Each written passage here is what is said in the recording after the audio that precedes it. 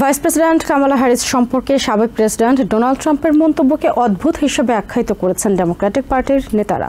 তারা বলছেন, ট্রাম্প ও তার রানিং মেট জেডি ভ্যান্সের অদ্ভুত মন্তব্যের প্রেক্ষিতে কামালা হ্যারিসের প্রচার দল এখন তাদের সম্পর্কে ভিন্ন শব্দ ব্যবহার করছে। ডেমোক্রেটিক কৌশলবিদ থ্যারন জনসন জানিয়েছেন, ট্রাম্প যেসব অদ্ভুত শব্দ ব্যবহার করেন তাতে ভোটারদের উপরের নেতিবাচক প্রভাব পড়ে। হোয়াইট হাউসের সাবেক কমিউনিকেশনস ডিরেক্টর জেনিফার পালমেরির মতে, নির্বাচনে কামালা হ্যারিসের কাছে হেরে যাবার ভয় থেকেই ট্রাম্প এমন সব শব্দ ব্যবহার করছেন।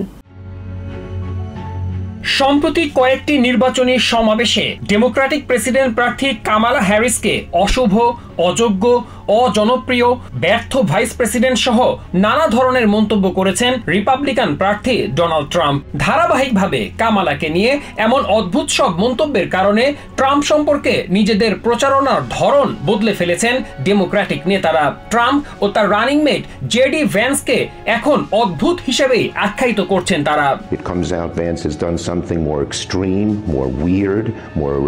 এ সম্পর্কে ডেমোক্রেটিক কৌশলবিদ থ্যারন জনসন জানিয়েছেন, ট্রাম্প যেসব অদ্ভুত শব্দ ব্যবহার করেন তাতে করে ভোটারদের ওপর নেতিবাচক প্রভাব পড়ে।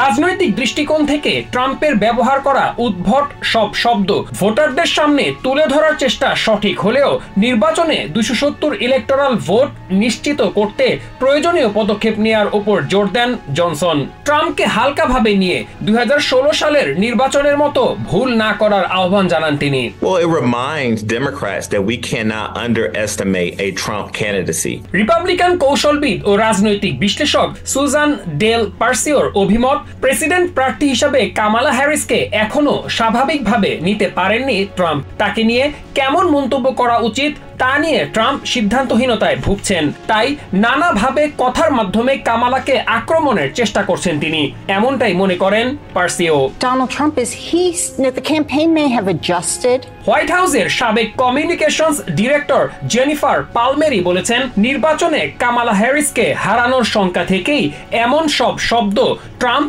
ব্যবহার করছেন। কামালাকে তিনি কিভাবে নেবেন এমনটা বুঝতে না পারার কারণেই তাকে নানা উদ্ভট শব্দে ডাকছেন সাবেক president. He does seem pretty nervous, right? When he's saying it doesn't, he's always projecting.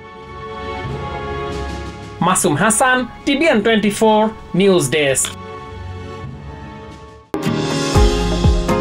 New York থেকে সম্প্রচারিত TVN 24 টেলিভিশন বিশ্বজুড়ে বাঙালির কণ্ঠস্বর।